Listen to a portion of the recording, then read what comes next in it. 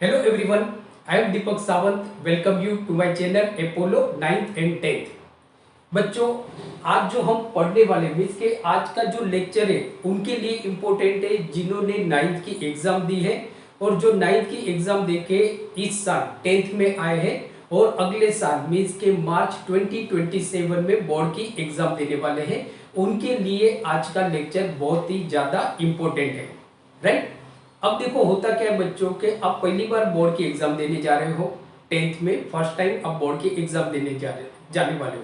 अब आपके पेरेंट्स, आपके जो नेबर्स है, आपके जो रिलेटिव्स है, आपके फ्रेंड्स है, एक प्रेशर क्रिएट होता है कि भाई बोर्ड बहुत ही टफ होता है, बोर्ड में अच्छे मार्क्स लाना बहुत ही इम्पोर्टेंट है और बोर्ड में अच्छे मार्क्स लाना बहुत ही टफ होता है। तो यहाँ पे आपको एक कंफ्यूजन रहता है, एक डर सा रहता है। तो बच्चों देखो, सबसे पहले क्या करना है कि आपको डरना नहीं है, कोई कंफ्यूजन नहीं होना है। आप अपनी मेहनत करो, मार्क्स कम ज़्यादा आते हैं जिससे कोई मायने नहीं रखता है। मीन्स के अच्छे मार्क्स तो आपको लाना है, लेकिन ये नहीं होना चाहिए कि अगर आपके मार्क्स अच्छे नहीं आते तो आप डिप्रेस हो जाते हो, आप टेंशन में हो जाते हो, यार मेरा कुछ नहीं होगा। ऐसा कुछ नहीं है, आगे बहुत सारी आप एग्जाम देने वाले हो, राइट। बट हाँ, हम प्रिपरेशन जो करेंगे वो जी जान लगा के करेंगे। मीन्स के शुरू से ही हम अच्छी तरह से मेहनत करेंगे।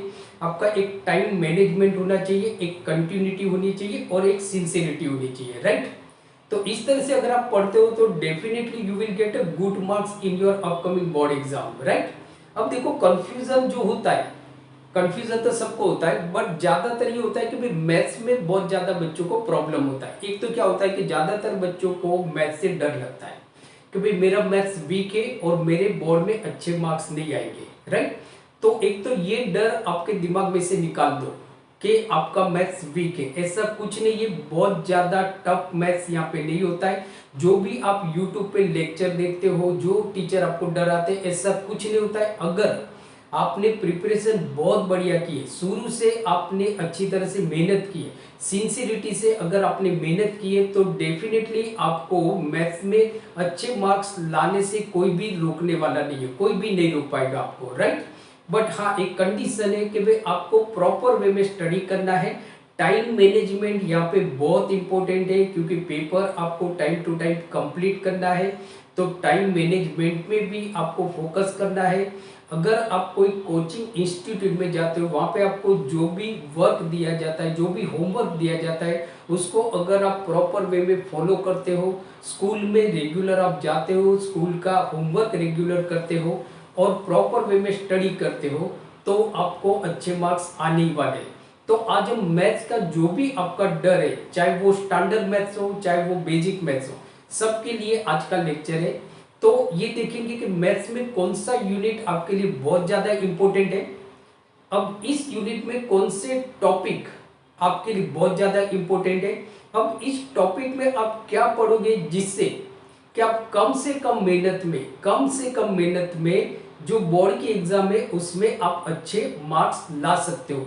यही हमारा मोटो है जो आज के वीडियो लेक्चर में हम करने वाले हैं। आपके सारे डाउट दूर हो जाएंगे। सिर्फ आपको करना क्या है कि इस वीडियो को एंड तक देखना है। तो स्टार्ट करते हैं। लेक्चर खत्म होने के बाद मैथ्स में आपको मालूम पड़ जाएगा कि आपको क्या पढ़ना है, कौन सा यूनिट आपको पढ़ना है, कौन सा टॉपिक आपके लिए इंपॉर्टेंट है, ये सारा आपको मालूम पड़ जाएगा। तो देखो, जो सीबीएसई ने जो मैथ्स का सिलेबस दिया हुआ है उसमें बच्चों सबसे पहले 7 यूनिट्स है। ये याद रखो, there are 7 units in maths. और जो टोटल मार्क्स है बोर्ड की, जो आप एग्जाम दोगे, किसी भी बोर्ड के एग्जाम, चाहे वो सीबीएसई बोर्ड के एग्जाम हो, चाहे किसी भी स्टेट की बोर्ड के एग्जाम हो, जो आपका पेपर होगा वो 80 मार्क्स का होगा। इसका मतलब ये होगा कि 80 मार्क्स का बोर्ड का पेपर होगा आपका, प्लस 20 मार्क्स इंटरनल होंगे। मीन्स कि आपके इंटरनल स्कूल वाले आपको देने वाले हैं। इस तरह से अगर देखा जाए तो आपका टोटल 100 मार्क्स हो जाता है, राइट। तो ये इंटरनल जो 20 मार्क्स है वो आपको स्कूल वाले देने वाले हैं, राइट। इंटरनल जहाँ पे मतलब आपकी जो टेस्ट ली जाती है, जो 3 एग्जाम ली जाती है, उसके मार्क्स, उसमें से जो 2 अच्छी एग्जाम है जिसमें आपने अच्छा मार्क्स लिया है वो कंसीडर किया जाएगा। कुछ आपको होमवर्क असाइनमेंट दिया जाएगा, वो आप कैसे टाइम टू टाइम कंप्लीट करते हो वो देखा जाएगा। आपकी सिंसियरिटी देखी जाएगी, आपकी अटेंडेंस देखी जाएगी। तो ये 20 मार्क्स इंटरनल असेसमेंट के होंगे और 80 मार्क्स आपको बोर्ड से मिलने वाले हैं, राइट। इसमें आपको ज्यादा मेहनत करनी है जिससे आप 80 में से मैक्सिमम मार्क्स आप खींच सको। इस तरह से आपको मेहनत करनी है और उसके लिए कौन से टॉपिक करने हैं वो हम देखते हैं, राइट। अब देखो ये जो 7 यूनिट है तो कौन कौन से यूनिट है, तो आप देखोगे यहाँ पे 7 यूनिट्स दिए हुए हैं। फर्स्ट यूनिट है हमारा नंबर सिस्टम, जिसका वेटेज आप देखोगे तो 6 मार्क्स है, राइट। अब जो सबसे ज्यादा इंपॉर्टेंट आपके लिए जो यूनिट है बच्चों वो है algebra. This is very very important unit for your board exam, because आप देखते हो कि जो अलजेब्रा का जो वेटेज है वो है बच्चों 20, मीन्स कि 80 में से 80 बोर्ड के एग्जाम कितने मार्क्स के बच्चों, 80 मार्क्स की, उसमें से 20 मार्क्स का जो वेटेज है ना वो तो सिर्फ अलजेब्रा का है। मतलब देखा जाए तो 25% वेटेज, 25% जो आपका यूनिट है वो है अलजेब्रा। इस यूनिट पे आपको ज्यादा फोकस करना है, राइट। इस यूनिट पे आपको ज्यादा फोकस करना है। अलजेब्रा में 4 चैप्टर है, वो अभी हम देखेंगे, राइट। दूसरा जो आप देखते हो वो है कोऑर्डिनेट ज्योमेट्री। ज्यादा टफ नहीं है, थोड़ा बहुत अगर ध्यान से करोगे तो आप आराम से कोऑर्डिनेट ज्योमेट्री में 6 मार्क्स ले सकते हो। अब अलजेब्रा के बाद जो दूसरा यूनिट जो आपके लिए बहुत ही ज्यादा इंपॉर्टेंट है वो है ज्योमेट्री, जिसका वेटेज है 15 मार्क्स। मतलब अगर देखा जाए तो ये 20 हो गया प्लस 15, तो देखो बच्चों यहाँ पे 35 मार्क्स तो आपको सिर्फ 2 ही यूनिट के मिल रहे हैं, सिर्फ 2 यूनिट के। तो यहाँ पे डरने वाली कोई बात ही नहीं है, कोई बात नहीं है। अगर आप अच्छी तरह से मेहनत करते हो तो आराम से ला सकते हो, राइट। तो देखो आपके पास अलजेब्रा के बाद कौन सा यूनिट आपके लिए इंपॉर्टेंट है वो है ज्योमेट्री। कौन सा यूनिट है इंपॉर्टेंट है, ज्योमेट्री। ज्योमेट्री के बाद जो यूनिट होता है वो होता है ट्रिग्नोमेट्री, राइट। ट्रिग्नोमेट्री का जो वेटेज है वो है 12, जहां पे 2 चैप्टर आएंगे आपके, introduction to trigonometry and height and distance, जिसको हम बोलते हैं एप्लीकेशन ऑफ ट्रिग्नोमेट्री, राइट। जो काफी इजी टॉपिक है, काफी इजी टॉपिक है। इसके क्वेश्चन की मैंने पूरी एक सीरीज डाली हुई है, आप मेरे चैनल को सब्सक्राइब करके आप उस प्लेलिस्ट को देख सकते हो, जहां पे हमने हाइट एंड डिस्टेंस के मैक्सिमम क्वेश्चन को हमने सॉल्व किया हुआ है। ऐसे क्वेश्चन PYQ क्वेश्चन है जो बार बार बोर्ड के एग्जाम में पूछे जाते हैं। तो ज्यादातर बच्चों को इसमें भी प्रॉब्लम होता है कि भाई ट्रिग्नोमेट्री बहुत टफ है, बराबर। ट्रिग्नोमेट्री तो यार मैं बोर्ड में करने वाला नहीं हूं, मैं छोड़ दूंगा, ऐसा नहीं है। बहुत इजी टॉपिक है, अच्छी तरह से मेहनत करोगे तो आप आराम से इसमें मार्क्स ले सकते हो, राइट। सेकेंड जो है वो है हमारा मेंसुरेशन, जिसका वेटेज है 10, राइट। मेंसुरेशन मतलब कि जहां पे सरफेस एरिया एंड वॉल्यूम आता है, जो आपने 9th में बेसिक तो पढ़ा हुआ है, बराबर। थोड़ा यहाँ पे एडवांस आ जाता है, थोड़ा एडवांस आता है, वो देखेंगे क्या क्या और किस टाइप के क्वेश्चन मेंसुरेशन में पूछे जाते हैं, राइट। उसके बाद जो बहुत ही इजी टॉपिक है आपके लिए, बहुत ही इजी यूनिट है, वो है स्टैटिस्टिक्स एंड प्रोबेबिलिटी, जिसका वेटेज है 11। तो देखो बच्चों ये 7 यूनिट्स है। अब आपको यहां से यूनिट से तो आपको मालूम पड़ गया, आप अपनी एनसीईआरटी में टिक कर लो कि आपको कौन सा यूनिट ज्यादा फोकस करना है। तो अलजेब्रा पे आपको ज्यादा फोकस करना है, क्योंकि अलजेब्रा थोड़ा टफ भी है और इसका मैक्सिमम 20 मार्क्स है। नंबर सिस्टम बहुत इजी है, कुछ 2-3 टाइप के क्वेश्चन पूछे जाते हैं और आप आराम से उसमें 6 मार्क्स ला सकते हो, राइट। अलजेब्रा के बाद जो होगा वो होगा geometry and then statistics and probability पे आप फोकस कर सकते हो। जो मैथ्स में वीक है उनके लिए मैं बता रहा हूं, बाकी तो आप सारे टॉपिक पे, सारे यूनिट पे आपको इक्वल मेहनत करनी है। बट अलजेब्रा हमारे लिए मोस्ट इंपोर्टेंट होगा, उसके बाद होगा ज्योमेट्री, राइट। तो ये हमने यूनिट वाइज देखा, राइट। ये बोर्ड के अकॉर्डिंग है, एनसीईआरटी के अकॉर्डिंग है। अब हम टॉपिक वाइज देखते हैं कि नंबर सिस्टम में आप क्या पढ़ोगे, वो हम देखते हैं। तो सबसे पहले हमारा फर्स्ट चैप्टर है नंबर सिस्टम। फर्स्ट चैप्टर है नंबर सिस्टम, जो है रियल नंबर, जिसका वेटेज हमने देखा था 6 मार्क्स है। कितने मार्क्स है? 6 मार्क्स। अब देखो बच्चों, जब भी आप रियल नंबर की प्रैक्टिस करते हो, तो एक पर्टिकुलर टाइप के क्वेश्चन की प्रैक्टिस आपको हर बार करनी है। वो है कि जैसे क्वेश्चन पूछा जाता है कि prove that √2 is an irrational number root 2 is an irrational number. जब भी आप प्रैक्टिस करते हो नंबर सिस्टम की तो इस तरह के क्वेश्चन की प्रैक्टिस आपको करनी है कि रूट 2 होगा, रूट 3 होगा, रूट 5 होगा, या तो प्रूव करो कि रूट 2 प्लस 5 ये हमारा इरेशनल नंबर है। इस तरह की सम की प्रैक्टिस आप मैक्सिमम करो बच्चों, तो आपके नंबर सिस्टम में 6 मार्क्स आराम से आ जाएंगे। कुछ 2 मार्क्स के आपको ऑब्जेक्टिव पूछे जाते हैं, राइट, जो बहुत इजी होते हैं। और ये जो प्रूव दैट वाले सम है इसकी भी मैंने वीडियो डाली हुई है। जितने भी प्रूव दैट वाले सम नंबर सिस्टम में इसके रियल नंबर में से पूछे जाते हैं, सारे वीडियो की लिंक मैं नीचे डिस्क्रिप्शन में दे दूंगा, अगर आप देखना चाहो तो आप देख सकते हो। तो ये हो गया हमारा नंबर सिस्टम। देखो आपके 6 मार्क्स तो मिल गए, राइट। अब हम आते हैं सेकेंड यूनिट पे। सेकेंड यूनिट एलजेब्रा, जैसे हमने देखा था कि जिसका टोटल वेटेज आपके 20 मार्क्स, राइट, मतलब कि 25%।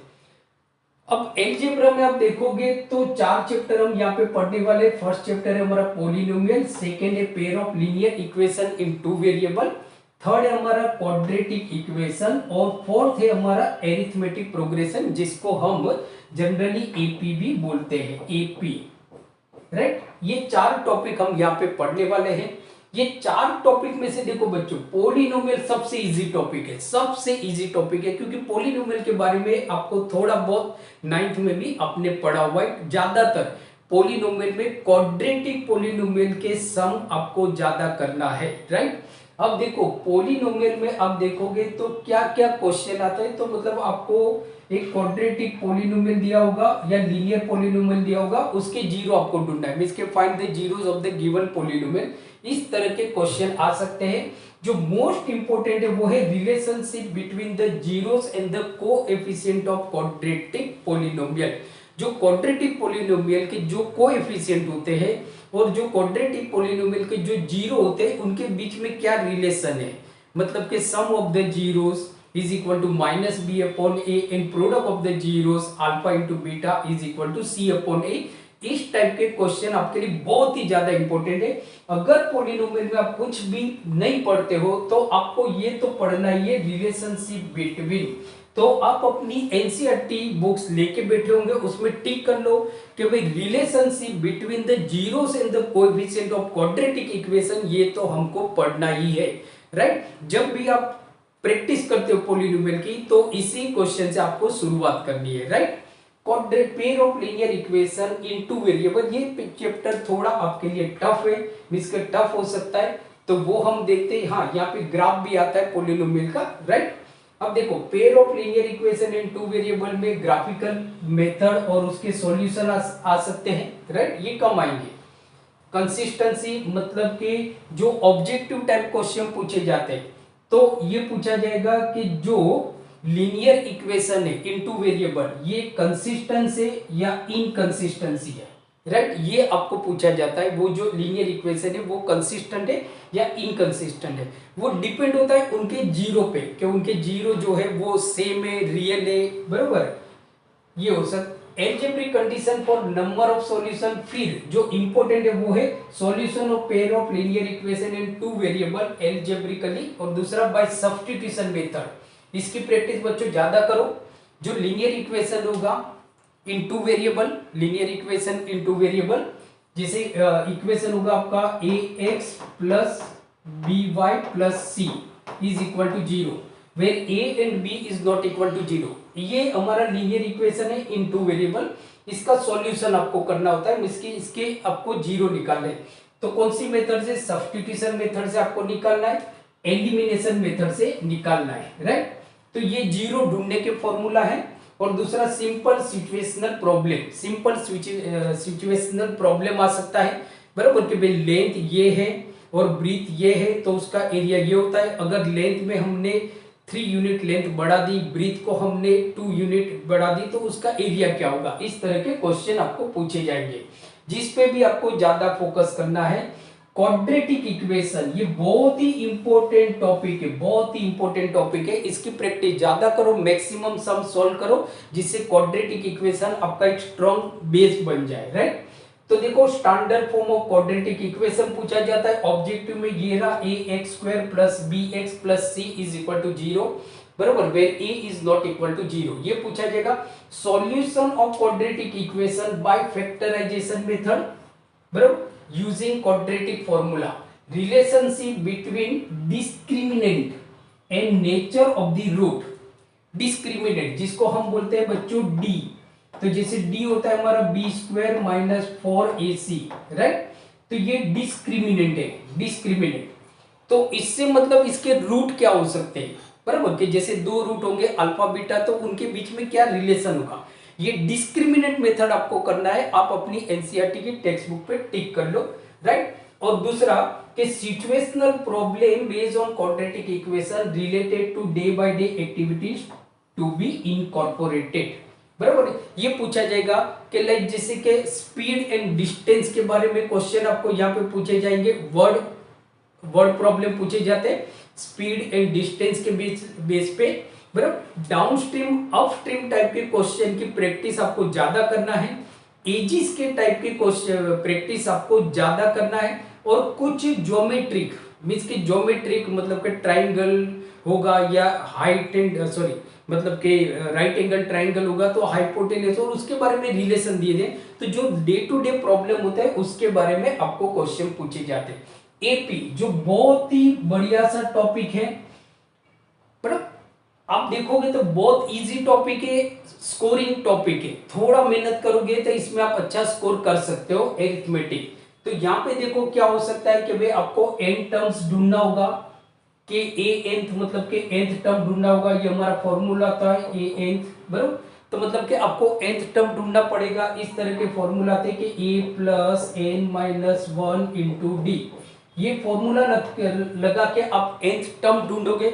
इस तरह की प्रैक्टिस आप ज्यादा करो। दूसरा के सॉल्विंग डेली लाइफ प्रॉब्लम, हाँ यहाँ पे सम ऑफ एपी भी आता है, जैसे कि एसएन वाला फॉर्मूला लगा के भी आपको ढूंढना पड़ता है, मींस के कुछ एपी दिया होगा एरिथमेटिक प्रोग्रेशन, तो ऐसा क्वेश्चन पूछा जाएगा कि find the sum of the first 50 terms of an given equation, sorry given AP. जो एपी एक दिया होगा उसका फर्स्ट टर्म दिया होगा, कॉमन डिफरेंस आपको दिया होगा, और उसके बेस पे आपको उसके जो फर्स्ट 50 टर्म्स है उनका सम आपको ढूंढना पड़ेगा, राइट। ये इस तरह के क्वेश्चन आपको ज्यादा पूछे जाते हैं एरिथमेटिक प्रोग्रेशन। थर्ड जो हमारा यूनिट है, बहुत ही इजी यूनिट है, वो है हमारा कोऑर्डिनेट ज्योमेट्री। कोऑर्डिनेट ज्योमेट्री जो थोड़ा बहुत आपने कोऑर्डिनेट प्लेन के बारे में पढ़ा है, तो concept of coordinate geometry, coordinate geometry का concept, graph of linear equation, distance formula, distance formula के राइट, जैसे देखो ये है, यहाँ पे आपका ग्राफ है, यहाँ पे हमारा पॉइंट ए है, बराबर, जिसका कोऑर्डिनेट है एक्स एंड वाई, और यहाँ पे हमारा दूसरा पॉइंट है बी जिसका कोऑर्डिनेट है x1, y1।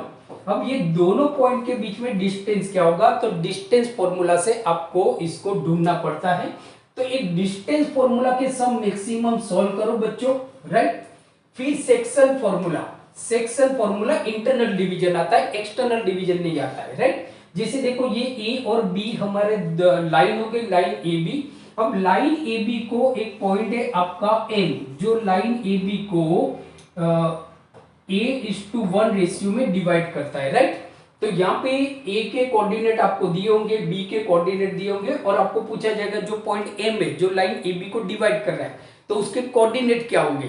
जैसे एम के कोऑर्डिनेट है समझो आपके x2, y2, तो सेक्शन फॉर्मूला से आपको इसके कोऑर्डिनेट ढूंढना है। तो सेक्शन फॉर्मूला भी आपके लिए बहुत ही ज्यादा इंपॉर्टेंट है।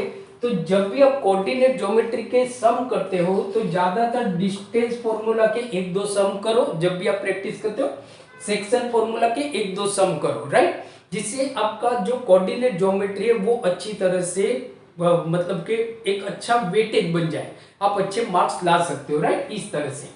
फोर्थ यूनिट हम देखते हैं ज्योमेट्री, जो भी आपके लिए बहुत ही ज्यादा इंपॉर्टेंट है और कंफ्यूज है। अब इसमें देखो याद रखो बच्चों कि ज्यादातर इसमें थियरम आते हैं, ज्यादातर इसमें थियरम आएंगे, तो थियरम पे आपको ज्यादा फोकस करना है। जैसे कि आपका ये होता है कि बीपीटी थियरम आता है, बेसिक प्रोपोर्शनलिटी थियरम आपको पूछा जाता है, तो जैसे देखो ट्राइंगल की डेफिनेशन क्या है, एग्जाम्पल क्या है, counter example of similar triangle कि भाई दो ट्राइंगल आपके सिमिलर कब होंगे, इसके बारे में ऑब्जेक्टिव पूछे जाते हैं कि दो ट्राइंगल हमारे सिमिलर कब होंगे, जब दोनों ट्राइंगल के जो कॉरेस्पॉन्डिंग एंगल से वो इक्वल है और उनकी जो कॉरेस्पॉन्डिंग साइड से बराबर उनका जो रेशियो है वो मींस के ratio of the corresponding sides बराबर ऑफ अ ट्राइंगल आर मतलब के कांस्टेंट रहता है, राइट। तो ये दोनों ट्राइंगल आपके सिमिलर हो सकते हैं, ऐसा हम बोल सकते हैं। इस तरह की प्रैक्टिस आपको करना है। ये जो थियरम है कुछ भी ना करो तो ट्राइंगल में कम से कम इस थियरम को तो अच्छी तरह से रट लो, जिससे आपका ज्योमेट्री तो अच्छा हो जाए कि क्या है, if a line is drawn parallel to one side of a triangle to intersect the other two sides in a distinct point the other two sides are divided in the same ratio. कि जैसे देखो कैसा हो सकता है कि ये समझो हमारा ट्राइंगल है, triangle A B C, right, और यहाँ पे एक लाइन है हमारी, लाइन एम और एन, राइट, ये दिया हुआ है।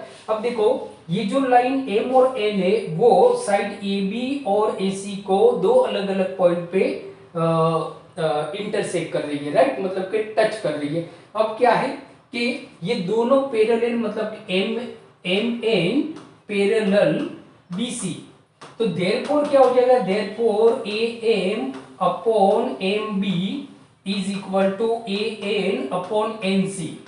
ये बहुत ही इंपॉर्टेंट थियरम है, इसकी प्रैक्टिस आपको करना है, राइट। दूसरा जो है वो motivated if line divide the two sides of a triangle in the same ratio the line is parallel to the third side. मतलब कि अगर ऐसा दिया है कि भाई if A M upon M B is equal to A N upon N C then prove that M N parallel B C, बराबर, converse of theorem, converse of theorem, basic proportionality theorem. ये दोनों theorem अगर आपने रट लिए तो triangle तो complete हो गया आपका, ट्रायंगल कंप्लीट। जो टेंशन रहेगा वो ऑब्जेक्टिव का रहेगा, राइट। सब्जेक्टिव में ये दोनों आपके लिए बहुत इंपॉर्टेंट है।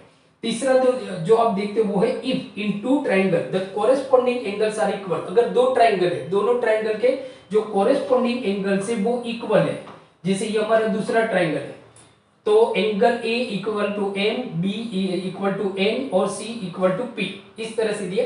There corresponding sides are proportional, the triangle are similar. और अगर उसकी जो कोरेस्पोंडिंग साइड से मींस के A B upon M N is equal to M P upon B C is equal to M P upon A C, तो ये दोनों triangle similar है। मतलब कि ये उस तरह का जो आपकी टेक्स्ट बुक में दिया हुआ है कि if two triangle are similar then their corresponding angles are equal and their corresponding sides are proportional।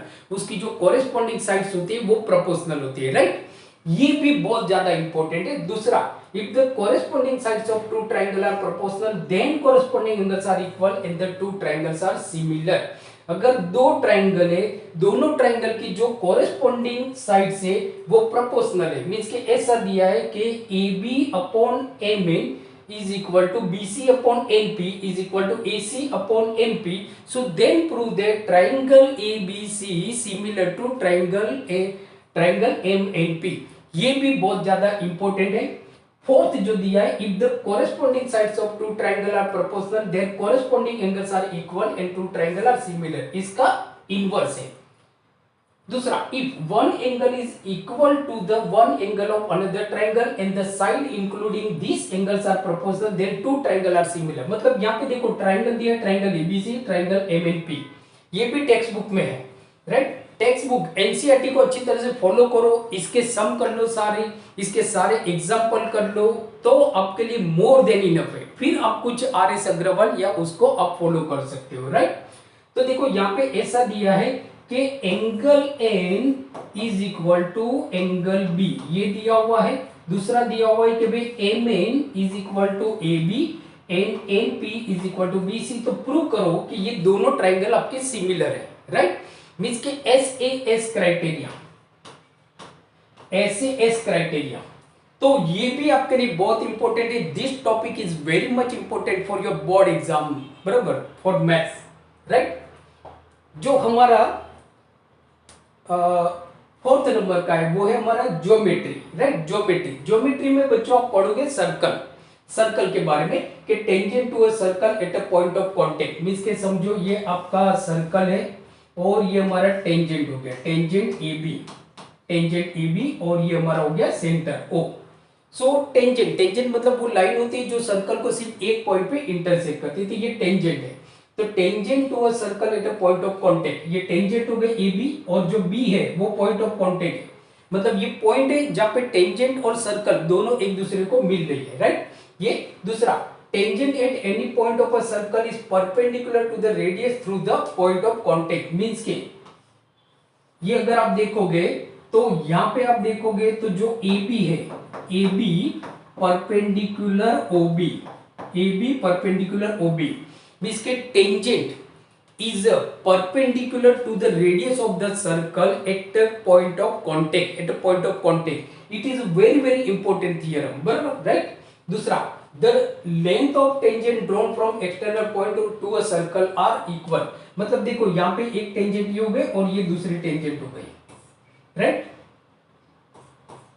तो आपको बताना है कि यहाँ पे AB is equal to AP, AB is equal to AP, ये आपको बताना है बच्चों, राइट। तो ये बहुत इंपॉर्टेंट है, इट इज मोस्ट इंपॉर्टेंट, इसको करना मत भूलिए, ये बहुत ही ज्यादा आपके लिए इंपॉर्टेंट है, राइट। तो ये ज्योमेट्री हो गया हमारा। नेक्स्ट जो है वो है ट्रिग्नोमेट्री, फिफ्थ ट्रिग्नोमेट्री। ट्रिग्नोमेट्री में देखो बच्चों, introduction to trigonometry, trigonometric ratio of acute angle of a right angle triangle, right. ये मतलब कि आपको राइट एंगल ट्राइंगल दिया हुआ है 90 डिग्री, तो ये समझो 30 है और ये हमारा है 60। तो इस तरह के क्वेश्चन आ सकते हैं आपको। Motivated the ratio whichever are defined 0 degree and 90 degree value, ज्यादा वैल्यू इसकी याद रखो 30 degree, 45 degree, 60 degree. And relationship between the ratio, ratio में क्या रिलेशन है, राइट, रेशियो में क्या रिलेशन है वो आपको पूछा जाता है। Trigonometric identities, proof and application of identity, जैसे कि sine square theta plus cos square theta is equal to 1, तो ये प्रूफ और इसके एप्लीकेशन बेस्ड क्वेश्चन आते हैं आपको, एप्लीकेशन बेस्ड क्वेश्चन।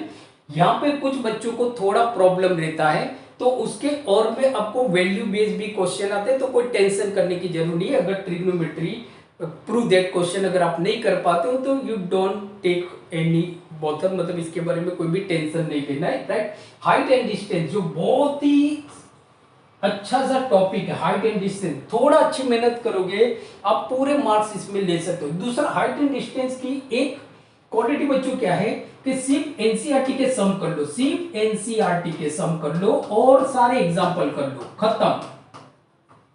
सिर्फ एनसीईआरटी के सम कर लो और सारे एग्जाम्पल कर लो, हाइट एंड डिस्टेंस आपका खत्म हो जाएगा, राइट। हाइट एंड डिस्टेंस में जो मीजर आएंगे वो इतने ही आएंगे, 30 डिग्री, 45 डिग्री और 60 डिग्री, राइट। इतना कर लो। एनसीईआरटी के जितने भी समय 15-16 एक ही एक्सरसाइज है, सारे कर लो और सारे एग्जाम्पल कर लो, बरोबर आपका height and distance complete, right. 6 mensuration, ज्यादा नहीं हम इसमें के बारे में डिस्कस करते क्योंकि आता ही आपको area related to circle, circle के एरिया, बराबर। एरिया ऑफ सेक्टर पूछा जाएगा, area of segment of circle आपको पूछा जाएगा, और जो सेंटर में जो एंगल बनेगा, जैसे कि समझो ये सर्कल है और ये 0 है और ये हमारी कोड है, कोड AB, तो यहाँ पे जो ये एंगल बन रहा है सेंटर में, ये ज्यादातर आपका 60 डिग्री आएगा, 90 डिग्री आएगा या 120 डिग्री आएगा, और ज्यादा नहीं आता है, राइट। तो ये आपको याद रखना है। सरफेस एरिया एंड वॉल्यूम बहुत इजी चैप्टर है, बराबर। यहाँ पे मतलब कि आपको दो अलग अलग जो होंगे उनका होगा, जैसे कि आपको दिया होगा एक सिलेंडर दिया होगा, राइट, इस तरह से, और सिलेंडर के ऊपर एक हमने क्यूब रखा हुआ है और इसका हमको टोटल एरिया ढूंढना है, राइट। तो इस तरह से आपको क्वेश्चन आ सकते हैं, जैसे कि क्यूब आ सकता है, क्यूबॉइड आ सकता है, स्फीयर के बारे में आ सकता है, हेमिस्फीयर के बारे में आ सकता है, जैसे ये हेमिस्फीयर है और उसके ऊपर हमने क्यूब कॉन रखा हुआ है, राइट। अब इसका टोटल एरिया हमको ढूंढना है, राइट। ये आपको पूछा जाता है। राइट सर्कुलर सिलेंडर, ये जैसे हमारा राइट सर्कुलर सिलेंडर हो गया। तो ये क्वेश्चन यहाँ पे ज्यादा प्रॉब्लम बच्चों स्पीड की होती है, टाइम मैनेजमेंट यहाँ पे बहुत इंपॉर्टेंट है। जब भी आप घर पे प्रैक्टिस करते हो तो आप देखते जाओ कितना टाइम लगता है आपको इसको सॉल्व करने में, क्योंकि ये चैप्टर आपका बहुत ही ज्यादा टाइम लेता है, राइट। लास्ट जो है but not least, it is a very very important and very easy topic, statistics and probability। statistics में मीन वाले सम कर लो, मीडियन वाले सम कर लो, मोड वाले सम कर लो, राइट। मींस के एक्स बार के बारे में आपको आना चाहिए, एम के बारे में और जेड के बारे में। बराबर, और ओनली ग्रुप डेटा के लिए आता है, ग्रुप डेटा। तो आपको दूसरा कुछ नहीं करना है, अनग्रुप डेटा के बारे में नहीं पूछा जाता। ज्यादातर मिसिंग फ्रीक्वेंसी आपको पूछे जाते हैं। उस टाइप के क्वेश्चन जितने भी है, जहां पे भी है, सारे प्रैक्टिस कर लो, पूरे स्टेटिस्टिक्स में आपके मार्क्स आ जाएंगे। प्रोबेबिलिटी बहुत इजी टॉपिक है, it is a very easy topic, right. तो thank you very much for watching today video lecture. तो आपने देखा, अगर इस तरह से आप प्रैक्टिस करते हो, कौन सा टॉपिक, कौन सा यूनिट आपको करना है, यूनिट में कौन से टॉपिक करना है और कौन से टॉपिक में क्या करना है, वो सारा हमने देख लिया। अगर वीडियो अच्छा लगा तो इसको लाइक कर दीजिए, और आपके दूसरे जो फ्रेंड है जो 10th में अभी आए, उन सारे फ्रेंड को इस वीडियो को शेयर कर दीजिए। चैनल पे पहली बार आए हो, बराबर, किसी भी तरह से आपने पहली बार मेरा लेक्चर देखा है, तो प्लीज यार जाते जाते चैनल को सब्सक्राइब कर दीजिए, राइट। तो मिलते हैं अगले वीडियो लेक्चर में, जहाँ पे हम साइंस के बारे में देखेंगे कि साइंस में आपको क्या पढ़ना है, किस तरह से पढ़ना है। और हमारी एक नई सीरीज शुरू हो रही है, तो अगर वो देखना चाहते हो, मतलब कि बोर्ड की एग्जाम की जो हम सीरीज शुरू कर रहे हैं अगले वीक से, तो चैनल को सब्सक्राइब कर दीजिए, जिससे आप फ्री में पढ़ पाओगे, राइट। तो मिलते हैं अगले वीडियो लेक्चर में, तब तक अपना ख्याल रखिए। Thank you very much and take care.